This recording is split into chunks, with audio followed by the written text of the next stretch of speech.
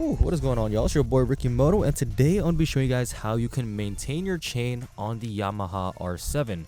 Now, this process is pretty much the same on every motorcycle, but this is just a bike that I'm using for this example. This is a very important piece of maintenance that you should do if you are a motorcycle owner. Everybody should be doing this every 300 to 500 miles. Over time, your chain will get dirty and crusty, lose lubrication, and even stretch out over time. And that's really dangerous to be riding like that because your chain can snap, and we all know what happens if it snaps or comes off. The best case scenario is that it falls off and you lose power. But the worst case scenario is you can literally lose your leg. So we don't want that happening. So today I'm going to be showing you guys how you can clean your chain, how to lubricate it, and also tighten it so it doesn't fall off and it's in good condition. First things first, we're going to jack up the bike using a bike stand. That way we can have a little bit more clearance when we're working on the bike. Now, I will be leaving all the parts in the description below, such as the stand and whatnot. This is a pretty cheap stand that I got like years ago for 30 bucks on Amazon. There's actually a couple different versions of these stands, so I like going for the L bracket down here. I feel like it makes it a little bit easier to lift without using spools. Now, if your bike does have spools, or if you installed spools, it would go somewhere like right over here, and that's fine too. But the reason why I opted for the L bracket is because it's more universal. It will fit on every single bike, and it does not cause scratches on your bike. And this bracket allows you to put it on your swing arm over here, so it can still support the weight. It gives you a little bit more surface area as well. And I'll leave all the information in the description below if you guys want to pick one of these up for yourself. But yeah, let's jack this thing up and get to cleaning.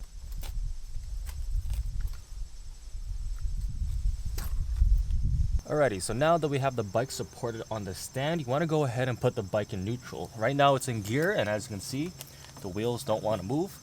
So just put it into neutral, and then you should be able to free up the wheel, allowing the chain to maneuver. So at this point, I'm going to put on some gloves so I can make sure my hands are nice and clean. Looking at the condition of my chain, it doesn't look too bad. There is still some grease on it, and it's not sagging, so you know, look at that. It's still pretty firm, so technically I don't have to tighten it, but I'm going to still go through the whole entire process with you guys today. What you're going to need is a chain cleaning brush. Pretty much this has 3 sides to it where you can lodge it in between the chain and spin the wheel and allow it to rub through the bristles. And then all you're going to need is a detailing product, so I'm just using some soapy water. It doesn't really matter which cleaning product you use. You know, soap and water is the simplest way to go. You can use a degreaser like citrus degreasers. You can also use WD-40.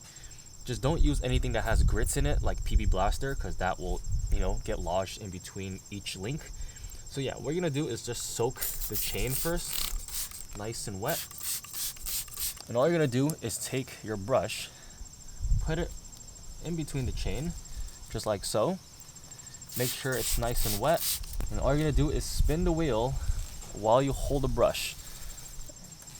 And it should just glide across. And you wanna do it a few times. You wanna get off all of the grime, all the oils, all the dirt and debris.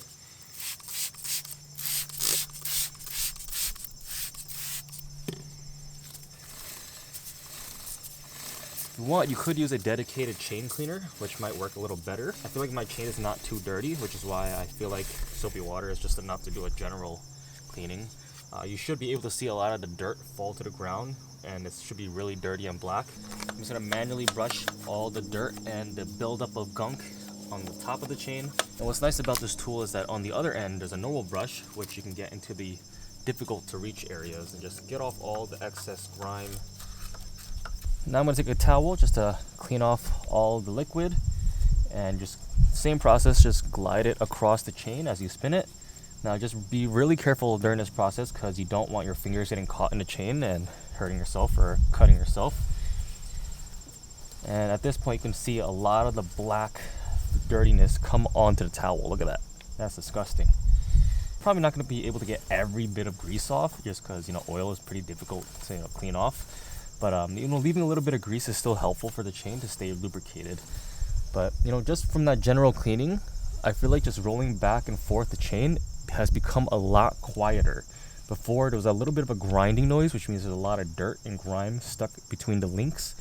So that's a nice way to tell that your chain is getting cleaner, because now it's nice and quiet. So I'm going to do another round, just spray it down.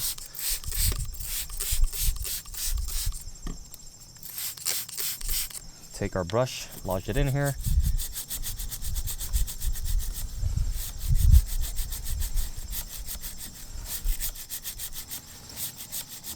And make sure you dry it off. You don't want any rust building up in here as well, so want to make sure all the liquid is out of here. Alrighty, so now that the chain is nice and clean, it is time to add some lubrication back into it. Now there are two types you can use. You can either use a chain lube, which is just an aerosol can, or you can use a chain paste. This one is from Motul, and they both have their pros and cons. So this one, the spray, is a lot easier. It's a very liquidy consistency. The chain paste is a little better for hydration, I want to say. This is going to retain the fluidity a lot better just because it's a paste and heavy material, but it's a little bit difficult to use because it's so thick and you have to really spread it all over the chain. But I'm going to use both of these in combination with each other, which is fine. But yeah, let's get to it. I'm going to use the spray first, and all you want to do is spray the chain as you spin it yet again. And I like to aim it somewhere around this rear sprocket area. It's just a little easier to get to.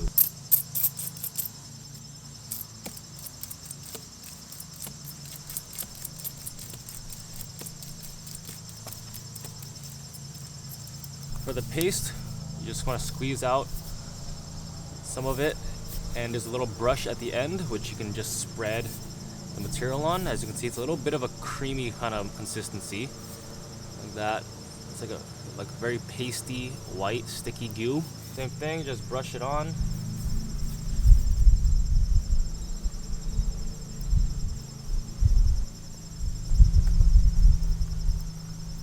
I will say it looks a little ugly. That's one of the reasons why I don't like this, because it's white. Alrighty, so now that we have lubricated the chain, it is nice and slick. Now there is something to note to be really careful about, is sometimes the grease can get on the actual tire. As you can see, some of it has leaked onto here. You want to go ahead and clean that off because you don't want your tire slipping on the road. That is very dangerous. So you can go back and use your detailer spray and wet the tire. And just give your whole entire rear tire a cleaning. I'm going to use a big brush and just clean the whole entire tire. Get rid of any grime and oils and debris so we're not slipping around on the road. This is also a nice time to check to see if you have any pebbles that are stuck within the grooves. You can take those out. Also check for any flat spots, any damage on the tire.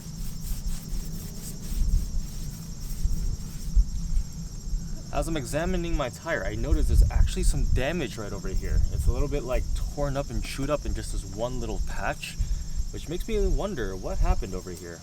There's definitely some cracks over here just in this one location. Piece of metal lodged in here. Looks like it might even be part of the cord coming out. So, nice way to just inspect things, make sure everything's okay. Alrighty, so there we have it. That is how you clean and lubricate your chain. It's a very simple and straightforward process.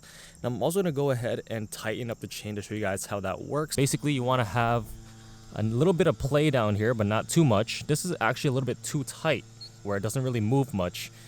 All you're going to do is loosen up your axle bolt over here, just this one bolt, and you should be able to make adjustments just by twisting this little knob in the back. Now, depending on your bike, this bolt will have its own socket size. For the R7, this is a 27 millimeter. So we're just gonna go ahead and loosen it up.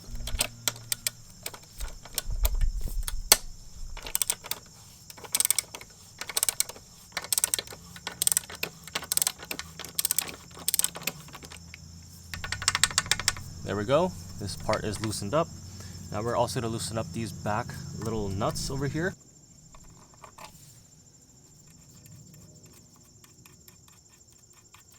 So now there are two bolts over here. The outer one is just to lock in the adjustment. The second bolt is actually what makes the adjustment to either push the axle forward or back.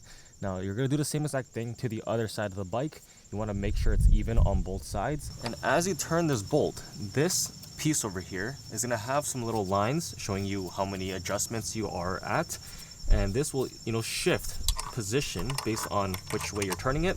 So as I'm turning it counterclockwise, it's actually moving this part up, and the whole entire wheel is going back, which is actually loosening up the chain, which works in my favor since my chain is actually too tight. and I can feel the slack. You know, it's very loose right now. And whatever adjustment you do on this side, you want to do the same exact thing to the other side. Just for reference, like I showed you guys, I loosened up that bolt, and now look at how wobbly this chain is. So you pretty much just want to play around and, you know, tighten and loosen to find that middle ground to see which adjustment works best. So that is still too loose. We're going to tighten it up a little bit more, and as you can see, now we have a little bit of play, not too much, and that's pretty much good. You don't want it to be so loose. You want it to be able to push it lightly and kind of spring back to its center zone, push it out and kind of spring back to its center zone, you know, just like that. You don't need to make it too tight or too loose. So after you are satisfied with your adjustment, you can turn the outer bolt back on and tighten it down. That way you can lock it in place. Now you want to count how many dimples of adjustment there are. So I got 1, 2, 3, 4, 5, 6, exactly 6 notches. So on the other side, you want to make sure it's exactly at 6 as well.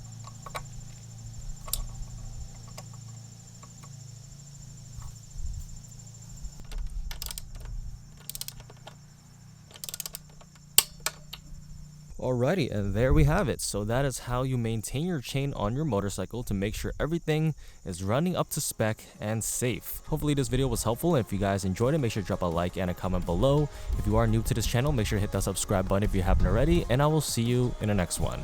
Peace.